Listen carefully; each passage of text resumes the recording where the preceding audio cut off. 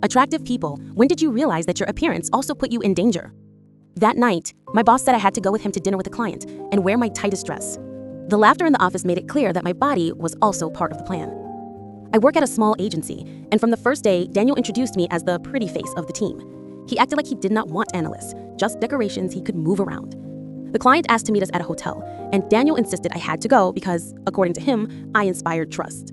On the way, he repeated that he would take care of me like a sister, but his eyes had never been like a brother's.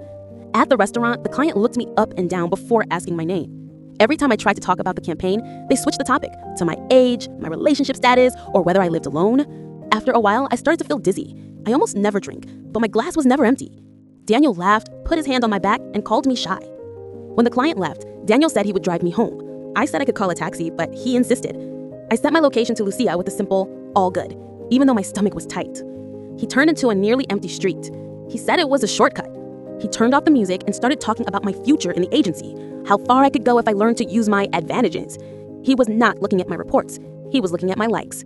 He put his hand on my knee and moved it up a little. My whole body locked up. I pushed his hand away and repeated my address. He laughed and kept driving until we reached an empty lot. He turned off the lights and locked the doors. The car was almost in the dark. He leaned toward me and said he could help me get a promotion if I was flexible too. He tried to open my blouse. My hands were shaking, but I unbuckled the seatbelt and pulled the door handle. It did not move. For a second, I thought that was where everything would end, trapped in a dark car with a man who saw my looks as a prize. I lifted my knee and hit him. Daniel fell toward his side and accidentally hit the horn. The sound cut through the silence. A guard from a nearby workshop walked over with a flashlight. The light came in through the window and found us breathing hard. My blouse was wrinkled and my mascara was smeared. Daniel opened the window just a little and pretended everything was fine. The guard did not argue, but stayed there watching until the car moved again. That presence was enough for Daniel to let go of my wrist and return to the avenue. I demanded he drop me at the first gas station. I almost ran out of the car, locked myself in the bathroom, and sent a voice note to Lucia telling her everything. The next day, he came into the agency smiling. He told the story of the dinner as a success and called me his secret weapon in front of the team.